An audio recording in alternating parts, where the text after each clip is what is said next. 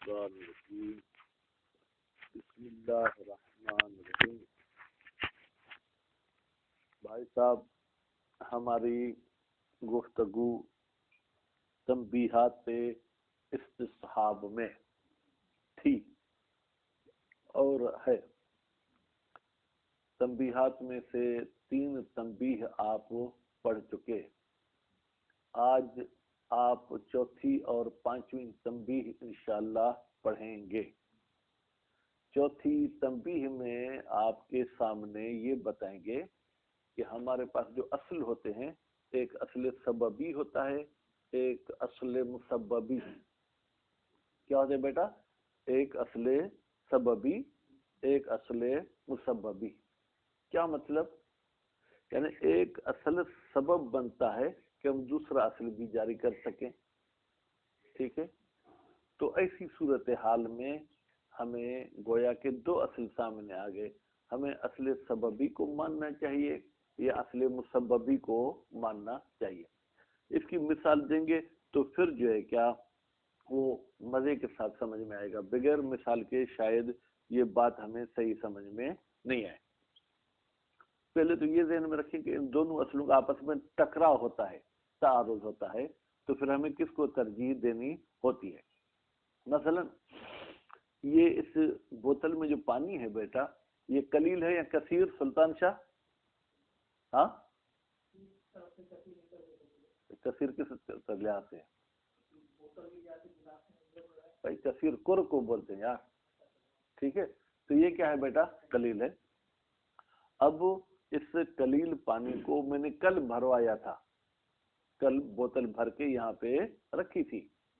آج ہمیں شک ہو رہا ہے کہ آیا یہ پانی پاک ہے یا پاک نہیں، تو یہاں استصحاب کیا کہے گا کہ یہ پانی پاک ہے، ٹھیک ہے؟ استصحاب کیا کہتا ہے کہ یہ پانی پاک ہے۔ پھر یہاں پر میرا رومال جو ہے کیا نجس ہو گیا، تو ہم نجس بولتے ہیں، لیکن اسلامی اعتبار سے اس کو کہیں گے متنجس۔ یہ کیا ہو گیا؟ متنجس، ٹھیک ہے؟ اب ہم نے اس رومال کو اس پانی کے ذریعے دھویا۔ کیا کیا؟ رومال کو پانی کے ساتھ دھویا۔ اب جب وہ پانی کے ساتھ ہم نے دھو لیا تو ابھی ہمیں شک ہوتا ہے کس میں کہ آیا وہ پانی پاک رہا یا نہیں رہا، اور یہ کپڑا بھی پاک ہوا کہ پاک نہیں ہوا۔ تو کپڑے کی حالت سابقہ کیا تھی؟ متنجس ہونے کی، ٹھیک ہے؟ تو استصحاب کیا کہتا ہے کہ کپڑا ابھی بھی متنجس ہے، اور پانی کے حوالے سے اس کی حالت سابقہ پاک ہونے کی تھی، متنجس ہونے کے بعد ہمیں شک ہوا تو وہاں پر استصحاب طہارت جاری ہوگا، ٹھیک ہے؟ تو اب یہ 2 استصحاب ہو گئے، استصحاب طہارت الماء و استصحاب نجاست ثوب، ٹھیک؟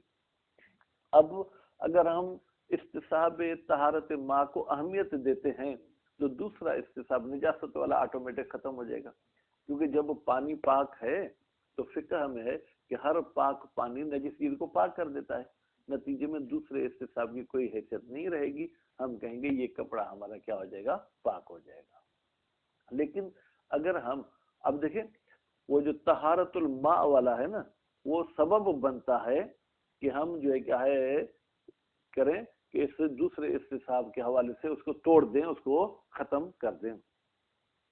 یا اس کی مثال اور بھی آپ کو جو ہے کیا ہے وہ کتاب میں انشاءاللہ دیں گے کہ کبھی جو ہے کیا ہے ایسے ہوتا ہے کہ یہ ٹیبل میرے پاس جو پڑی ہوئی ہے یہ پاک تھی، ٹھیک ہے؟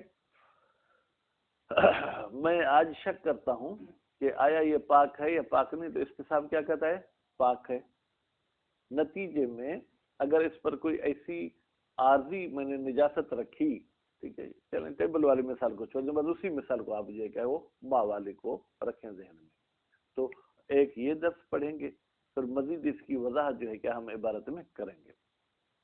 اس کے بعد پھر جو 5ویں تنبیہ ہے وہ یہ ہے کہ اگر کہیں پر استصحاب بھی جاری ہو اور کوئی دوسری اصل بھی جاری ہو تو ہم کس اصل کو اہمیت دیں گے، کس کو مقدم کریں گے، کس کو ترجیح دیں گے؟ فرماتے ہیں استصحاب کے آنے سے دوسری سب اصول ہٹ جاتی ہیں، وہ کسی کام کی نہیں رہتی ہیں۔ مثلا ایک چیز حلال تھی، ابھی مجھے شک ہوا کہ وہ حرام ہوئی ہے یا حرام نہیں ہوئی، ٹھیک ہے، تو استصحاب کیا کہتا ہے؟ ابھی بھی حلال ہے، پہلے بھی حلال تھی، پھر شک ہو گیا آپ کو تو ابھی بھی حلال ہے۔ فرض کریں وہاں کسی طریقے سے ہم نے کوئی اصالت الحرمت کو جاری کر دیا، ٹھیک ہے، تو ہم کہیں گے یہاں پر استصحاب اتنا قوی دلیل ہے کہ اس کی وجہ سے حرمت والے اصل کو ہم نہیں مانیں گے، ٹھیک ہے بیٹا۔ یا ایک چیز کا جو ہے کیا ہے نجس ہونا استصحاب کے ذریعے ثابت ہو گیا، کیا استصحاب کے ذریعے اس کا نجس ہونا ثابت ہو گیا۔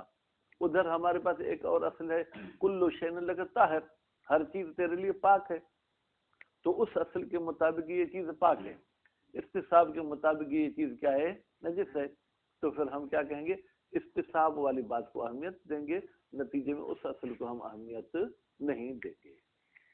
جہاں پر بھی دو دلیل یا دو اصل آپس میں ٹکرائیں، ایک کو آپ اہمیت دیں اور دوسرے کو چھوڑ دیں، تو جس کو آپ اہمیت دے رہے ہیں اس کو کہیں گے وارد، جس کو اہمیت نہیں دے رہے اس کو کیا کہیں گے؟ مورود، ٹھیک ہے۔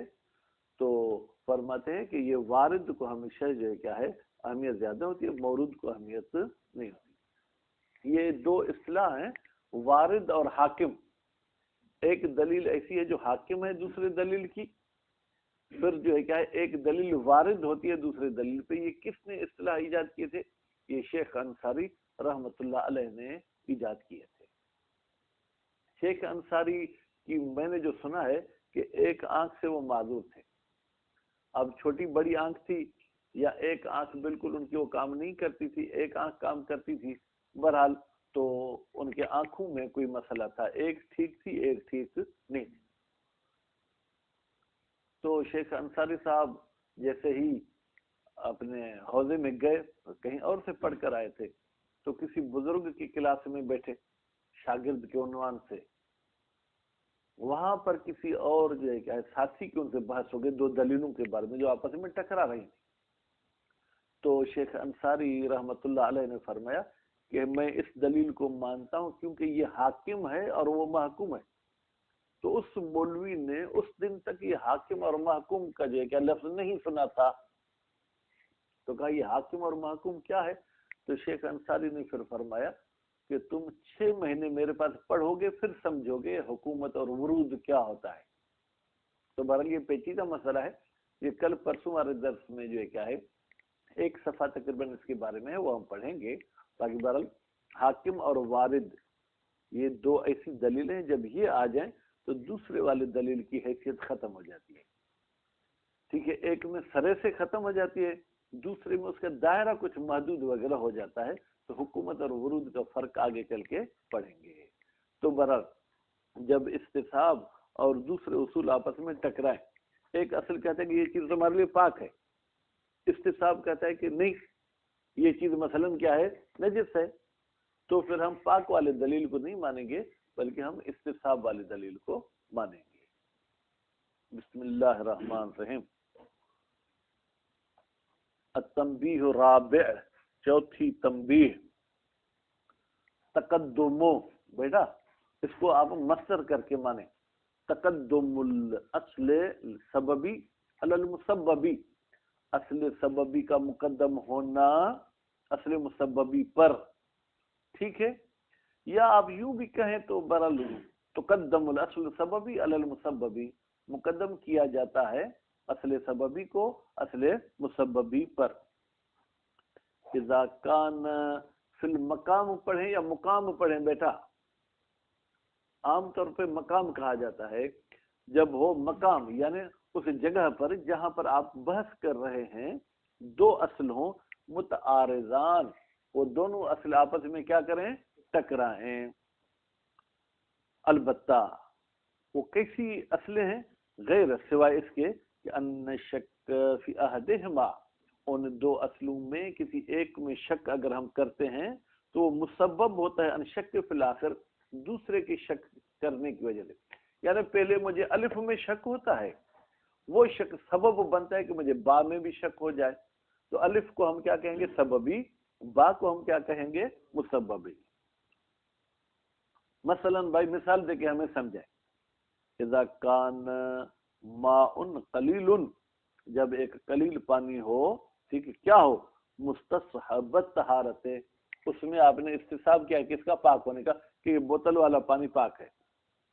وہ صوبن، یہ صوبن بیٹا عطف ہے ماء پر، وَإِذَا كَانَ صَوْبٌ مُتَنَجِّسٌ، اور ایک ناپاک کپڑا ہے، قطعاً یقینی طور پر ناپاک ہے، فَغُسِلَ الثَّوْبُ بِهَذَا الْمَاءِ، پھر دھویا گیا کپڑے کو اس پانی کے ساتھ، کون سا پانی؟ قلیل۔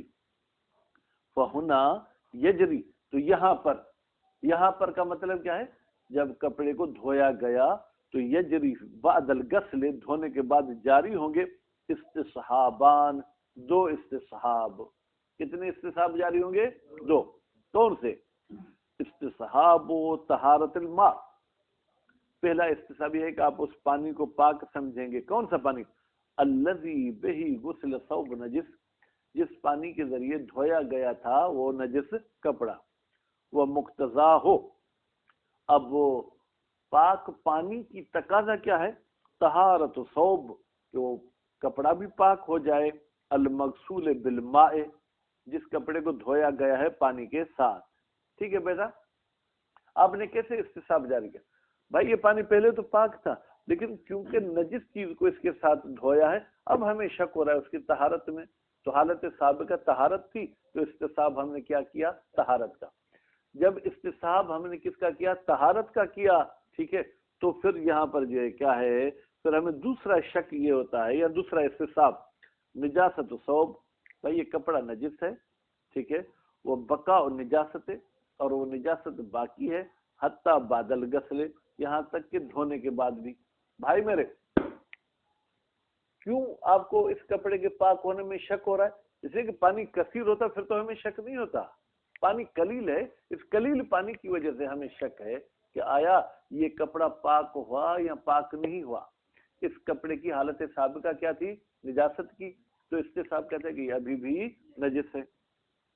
وَإِنْدَئِذٍ، جب ایسے دو آپ کے پاس اصل آ جائیں، ایک سببی ایک مسببی، یقدم الاستصحاب الاول علی الاستصحاب الثانی، مقدم کیا جائے گا پہلے استصحاب کو، یعنی پانی کے پاک ہونے والے استصحاب کو دوسرے استصحاب پر۔ دوسرا استصحاب کیا ہے؟ کپڑے کا نجس ہونا، یعنی اب آپ کپڑے کو نجس نہیں مانیں گے، کیونکہ اگر کپڑے کو نجس مانے پھر تو گویا کہ آپ نے دوسرے استصحاب کو بھی اہمیت دی۔ کیوں؟ لأن شک فی بقاء النجاست فی الثوب، اس لیے کہ جو شک ہوتا ہے نجاست کے باقی ہونے کا، کس میں؟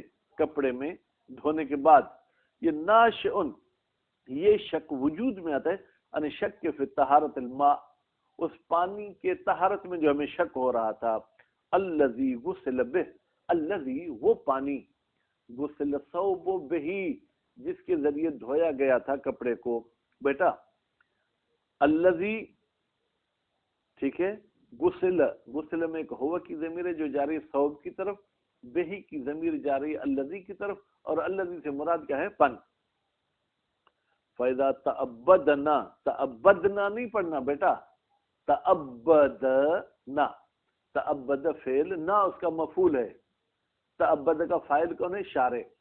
جب شارع نے ہمیں پابند بنایا کس کا؟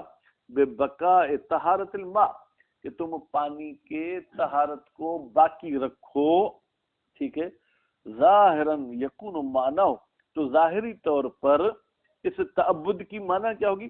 ترتیب ما للماء الطاہر الواقعی، کہ آپ فٹ کریں، یا آپ جو ہے بیٹا وہ احکام سمجھیں جو حقیقی پاک پانی کے احکام ہوتے ہیں۔ حقیقی پاک پانی نجس کپڑے کو پاک کرے گا یا نہیں کرے گا؟ کرے گا۔ اسی طریقے سے وہ پانی جو استصحاب کے ذریعے اپنی طہارت ثابت کر چکا، وہ بھی جو ہے کیا ہے؟ نجس کپڑے کو پاک کرے گا۔ من الآثار، ٹھیک ہے، من الآثار یعنی جو واقعی اور حقیقی پاک پانی کے آثار ہیں، وہ جاری کریں کس پر؟ اللہ مستصحب طہارت، اس پانی پر کہ جس کے طہارت کا آپ نے استصحاب کیا ہے. ومن جملت آثار ہی، اس پاک پانی کے آثار میں سے ایک اثر یہ طہارت الثوب المغسول بہ، کہ پاک ہو جائے گا وہ کپڑا جو دھویا گیا ہے اس پانی کے ذریعے یا ساتھ. فتعبدو ببقاء الاصل سببی، پھر گویا کہ ہم پابند ہیں کس کے؟ کہ باقی رکھیں اصل سببی کو، یعنی پانی کے پاک ہونے والے استصحاب کو باقی رکھیں.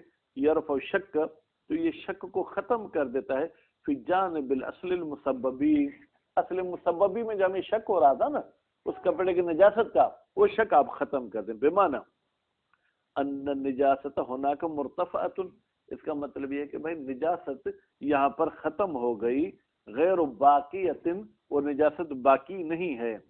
فیکون الاصل السببی مقدما علی الاصل المسببی، پھر اصل سببی مقدم ہو جائے گا کس پر بیٹا؟ اصل مسببی پر. ویمکن ان یقال، اور ممکن ہے کہ کہا جائے کیا؟ ان الاصل سببی، بتحقیق یہ جو اصل سببی ہے وہ کیا ہے بیٹا؟ استصحاب طہارت الماء، پانی کے پاک ہونے والا استصحاب. ینکہ ہو، کلیئر کرتا ہے، واضح کرتا ہے موضوع دلیل الاجتہادی، دلیل اجتہادی کے موضوع کو. وہ کیا ہوتا ہے بھائی؟ دلیل اجتہادی ہے کہ پانی پاک ہے، پھر دلیل اجتہادی کہتے ہیں کلو ماء طاہر، ٹھیک ہے، یطہر نجاست الثوب، ہر پانی جو پاک ہوگا وہ پاک کر دے گا نجس کپڑے کو. فیکون الدلیل الاجتہادی مقدما علی الاصل المسببی، تو پھر دلیل اجتہادی مقدم ہو جائے گا کس پر بھائی؟ دلیل اصل مسببی پر. لأن استصحاب طہارت الماء، اس لیے کہ آپ نے جو استصحاب کیا کس کا؟ پانی کے پاک ہونے کا. یثبت موضوعا، یہ ثابت کر دیتا ہے ایک موضوع کو. وہ موضوع کیا ہے؟ ان ھذا الماء طاہر، کہ یہ پانی پاک ہے. ھذا من جانب، ایک طرف سے یہ ثابت ہوا کہ یہ پانی پاک ہے. ومن جانب آخر، پھر ایک دوسرے پہلو سے دل دلیل الاجتہادی، ایک دلیل اجتہادی دلالت کرتی ہے ان کل نجس، بتحقیق ہر نجس، غسل بماء طاہر، جس کو دھویا گیا ہو پاک پانی سے، فهو طاہر، تو وہ پاک ہو جائے گا. فبالضم الصغرى الى الكبرى، تو جب آپ ضمیمہ کریں گے صغرا کو، صغرا کیا تھا؟ هذا الماء طاہر، کبرا کی طرف، کبرا کیا تھی؟ کل نجس غسل بماء طاہر لا يبقى شک فی طہارت الثوب، تو پھر تو کپڑے کے پاک ہونے میں ہمیں شک ہی نہیں ہے. وہ ارتفاع نجاست ہی، اور کپڑے کی نجاست ختم ہونے میں بھی ہمیں کوئی شک نہیں ہے کہ اس کی نجاست ختم ہو گئی. التنبیہ الخامس، پانچویں تنبیہ، تقدم الاستصحاب علی سائر الاصول، استصحاب کا مقدم ہونا دوسرے اصول پر. بھائی آپ آخر میں کیوں چلے گئے؟ تو اچھا، یقدم الاستصحاب علی سائر الاصول، مقدم کیا جائے گا استصحاب کو دوسرے اصول پر. ٹھیک ہے، مثلا جیسے دو طالب علم آتے ہیں داخلہ کے لیے، ابھی کمرے فل ہیں، ہم گنجائش نکال سکتے ہیں کسی ایک کی. تو ایک ایسا لڑکا ہے جو لما تک پڑھا ہوا ہے، دنیاوی تعلیم بھی اس کی فرض کریں بی اے ہے، اخلاق کا بھی بہترین اس کے پاس سرٹیفکیٹ ہے.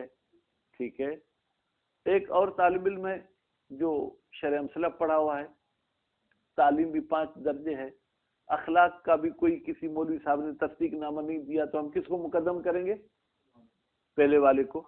اسی طریقے سے اگر کسی مسئلے میں 2 اصل جاری ہو سکتے ہوں، استصحاب بھی جاری ہو سکتا ہو اور دوسری اصل بھی جاری ہو سکتی ہو، تو کہتے ہیں استصحاب کو جاری کریں گے، اس دوسری اصل کو جاری نہیں کریں گے. لأن تعبد ببقاء الیقین سابق، اس لیے کہ ہمیں جو شریعت نے پابند بنایا ہے کہ آپ باقی رہیں گزشتہ یقین پر، اور ہمیں پابند بنایا گیا وجعلہ، ٹھیک ہے، یا وجعلہ، اس کو تعبد پہ عطف کریں، وجعلہ، اور قرار دیں یقین سابق کو حجت فی الآن اللاحق، بعد والے زمانے میں. یوجب، یہ یوجب بیٹا خبر ہے کس کی؟ ان کی. ان التعبد یوجب ارتفاع موضوعات الاصول، یہ ختم کر دیتا ہے دوسرے اصول کے موضوع کو. جب وہ موضوع ختم ہو گیا تو اصل آٹومیٹک ختم ہو جائے گی، پھر وہ اصل جاری نہیں ہوگی. اور حصول غایاتہا، یا بھائی دوسرے اصل کی جو غایت تھی، ٹھیک ہے، وہ استصحاب کے ذریعے حاصل ہو جائے گی. جب غایت حاصل ہوگی تو اب دوسرے اصل، غایت بے معنی ہدف، ٹارگٹ جو تھا، تو دوسرے اصل کی ضرورت نہیں ہے. وَإِلَيْكَ الْبَيَانِ، بھائی ہم آپ کی طرف اس بات کا بیان پیش کرتے ہیں، اس بات کو کلیئر کرتے ہیں. بھائی براءت عقلیہ کہاں پر جاری ہوتی تھی؟ جہاں پر مولا کی طرف سے کوئی بیان ہم تک نہ پہنچے. مثلا ٹیبل پہ آپ نے ہاتھ رکھا، اب میں آپ کو جو ہے کیا سزا دینا چاہوں، آپ نے ٹیبل پہ ہاتھ کیوں رکھا؟ تو آپ مجھے کہیں گے قبلہ پہلے آپ کوئی ایسا قانون ہمیں بتا دیتے کہ ٹیبل پہ ہاتھ رکھنا منع ہے، پھر تو آپ سزا دے سکتے ہیں. لیکن ایک چیز آپ نے بیان نہیں کی، اس پہ سزا دینا شرعن یہ کبھی ہے. یعنی عقل کہتی، شرع نہیں بلکہ عقلن، عقل کہتی ہے کہ جب تک بیان نہیں آیا تب تک اس پہ سزا نہیں دینی چاہیے. ہو اب دیکھیں، تو ٹیبل پہ آپ نے ہاتھ رکھا، اس پر سزا دینا براءت عقلیہ کے حوالے سے غلط ہے کیونکہ بیان نہیں ہوا. لیکن وہیں پر میں اگر آپ سے پوچھوں بیٹا کل یہ ٹیبل کیا تھی، آپ کہیں گے ناپاک. تو آج آپ نے اس پر ہاتھ رکھا، ناپاک پہ ہاتھ رکھا یا نہیں؟ آپ کہیں گے تھے مجھے شک ہو رہا تھا کہ ناپاک ہے یا نہیں. میں کہوں گا بیٹا استصحاب جاری کرتے. ٹھیک ہے، تو استصحاب تو تھا نا اس کے نجاست کا، تو اب آپ نے ہاتھ رکھا تو میں سزا استصحاب کی وجہ سے دوں گا. اب یہاں پر براءت عقلیہ والا جو موضوع تھا عدم البیان وہ ختم ہو گیا، خود استصحاب بیان ہے کہ آپ کو یہ کام نہیں کرنا چاہیے. وہ عدم البیان، براءت عقلیہ کا موضوع کیا ہے؟ کسی چیز کا بیان نہ ہونا. فیضا کان شیء مستصحب الحرمہ، جب کسی چیز کے حرام ہونے کا آپ نے استصحاب کیا یا کسی چیز کے واجب ہونے کا آپ نے استصحاب کیا، فالامر بالتعبد، تو پھر ہمیں حکم دیا گیا ہے کہ آپ پابند رہو کس کا؟ بے ابقاء الیقین، سابق یقین کو باقی رکھو. بیان من الشارع، گویا کہ یہ ایسے جیسے شریعت والے نے ہمارے لیے بیان کر دیا. فلا یبقى موضوع للبراءۃ العقلیۃ، تو پھر نتیجے میں براءت عقلیہ کا موضوع ہی نہیں ہے کہ براءت عقلی جاری ہو. نتیجے میں براءت عقلی پر ہم نے استصحاب کو مقدم کیا. اچھا، کما جس طریقے سے ان موضوع البراءت شرعیہ، براءت شرعیہ کا بیٹا موضوع کیا ہوتا ہے؟ ما لا یعلمون، یعنی جس چیز کا آپ کو علم نہ ہو وہاں پر براءت جاری کرو. لیکن اگر استصحاب آ گیا کہ اس چیز کو استعمال کرنا ٹھیک نہیں ہے تو اب آپ یہاں براءت شرعیہ بھی جاری نہیں کر سکتے. لا یعلمون، بھائی استصحاب بھی ایک علم ہے، جب آپ کے پاس استصحاب آ گیا تو ما لا یعلمون والا موضوع ہی ختم ہو جائے گا. والمراد من العلم، کہتے ہیں علم سے مراد 100% یقین نہیں ہے. هو الحجت الشرعیہ، وہ کوئی شرعی جو ہے کیا حجت آپ کے سامنے آ جائے، شریعت کی طرف سے کوئی ایسی چیز آ جائے کہ شریعت نے آپ کو کہا کہ اس کو مانو. والاستصحاب کما قررنا ہو، اور استصحاب کے بارے میں جیسے کہ ہم نے اس کو ثابت کیا ہے، حجت شرعیت، یہ شرعی حجت ہے. علی بقاء الوجوب، اگر وجوب کے بارے میں شک تھا تو استصحاب کہتا ہے وہ چیز واجب ہے.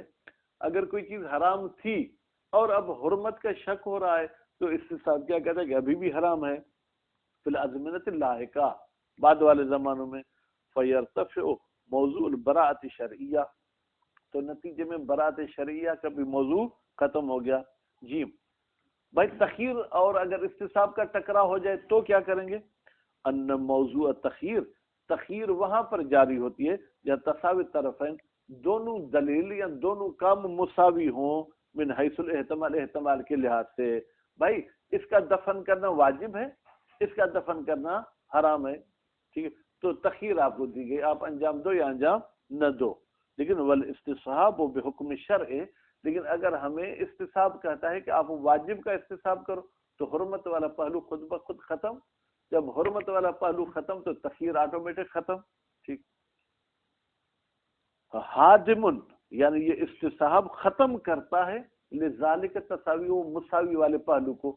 تخیر اس وقت ہوگی جب وہ مساوات ہوگی، اور استصحاب مساوات کو ختم کرتا ہے، نتیجے میں تخیر کو بھی کیا کر دے گا؟ ختم کر دے گا. ان موضوع الاشتغال، بھائی قاعدہ احتیاط کہاں پر جاری ہوتا تھا؟ احتمال العقاب فی الفعل او الترک، جب ہمیں احتمال ہو کہ مجھے سزا ملے گی اگر میں نے اس کام کو انجام دیا تو احتیاط کروں گا، یعنی اس کام کو انجام نہیں دوں گا، یا مجھے سزا کا احتمال ہو اگر میں نے اس کو ترک کیا تو سزا ملے گی تو پھر ترک نہیں کروں گا، ٹھیک۔ والاستصحاب، اور استصحاب بما انہ حجت مؤمنۃ، اس لحاظ سے کہ یہ استصحاب ایک ایسی حجت ہے بیٹا جو امن دینے والی ہے، جو مجھے محفوظ رکھتی ہے، کس سے؟ اس عقاب والے احتمال سے۔ فالاستصحاب بالنسبت الى هذه الاصول رافع لموضوعها، تو استصحاب ان اصول کے لحاظ سے ان کے موضوع کو ہی ختم کر دیتے، جب موضوع ختم ہو جائے گا تو حکم آٹومیٹک کیا ہو جائے گا؟ ختم ہو جائے گا۔ وَإِنْ شِئْتَ، اگر تم چاہو، فَسَمِّهِ، تو استصحاب کا نام رکھو واردن علیہا، کہ بھئی یہ وارد ہوتا ہے علیہا، ان اصول پر، جب یہ وارد ہوا تو وہ اصول کیا ہو جائیں گے؟ مورود، پھر مورود کی کوئی حیثیت نہیں رہتی۔ وربما یکون الاستصحاب، اور کبھی کبھی استصحاب ہوتا ہے، کیا ہوتا ہے؟ موجباً، سبب، لحصول غایت الاصل، کہ کسی اصل کی غایت اور جو ہے جناب وہ ہدف ہمیں حاصل ہو جائے، کما هو الحال فی اصالت الطہارت والحلیت، جیسے کہ یہی حال ہے کون سا؟ حصول غایت والا دو اصلوں میں۔ بھائی کل شیء لک طاہر حتی تعلم انہ کذب، ہر چیز تیرے لیے پاک ہے جب تک اس کے نجس ہونے کا یقین نہ ہو، اگر استصحاب نے اس کی نجاست ثابت کر دی تو اب کل شیء لک طاہر والا قانون جاری نہیں ہوگا۔ کل شیء لک حلال حتی تعرف انہ حرام، ہر چیز تیرے لیے حلال ہے جب تک اس کے حرمت کا تمہیں علم نہ ہو، اگر استصحاب کے ذریعے اس کی حرمت ہمارے لیے ثابت ہو گئی تو اب وہ حلال والا قانون جو ہے فٹ نہیں ہوگا، جاری نہیں ہوگا۔ فإن الغایت فی قولہ علیہ السلام، بتحقیق غایت اس امام کے قول میں، کل شیء طاہر، ہر چیز پاک ہے، حتی تعلم انہ قذر، یہاں تک کہ آپ کو یقین ہو جائے اس کے نجس ہونے کا، وفی قولہ علیہ السلام کل شیء حلال حتی تعلم انہ حرام، یا یہ جو قول ہے معصوم کا کہ ہر چیز تیرے لیے حلال ہے جب تک اس کے حرام ہونے کا تمہیں علم نہ ہو۔ وَإِنْ كَانَ هُوَ الْعِلْمُ، ٹھیک ہے، وَإِنْ كَانَ هُوَ الْعِلْمُ، ٹھیک ہے، کہ یہاں پر اگرچہ لفظ دونوں حدیثوں میں تعلموں کا آیا ہے، علم کا لفظ آیا ہے، لیکن المراد من العلم هو الحجت، لیکن مراد اس علم سے کیا ہے بیٹا؟ حجت، حجت یعنی شرعی دلیل، چاہے یقین آور ہو یا ظن آور ہو، ٹھیک ہے۔ وَبِمَا أَنَّ الْاسْتِصْحَابَ حُجَّةٌ، اور اس لحاظ سے کہ استصحاب کیا ہے بیٹا؟ حجت ہے۔ فَمَا جَرْيَانِ الْاسْتِصْحَابِ تَحْصُلُ الْغَایَةُ، تو جب استصحاب ہو گیا کسی چیز کے بیٹا، کس کا؟ نجاست کا یا کسی چیز کے حرمت کا، تو غایت حاصل ہو گئی۔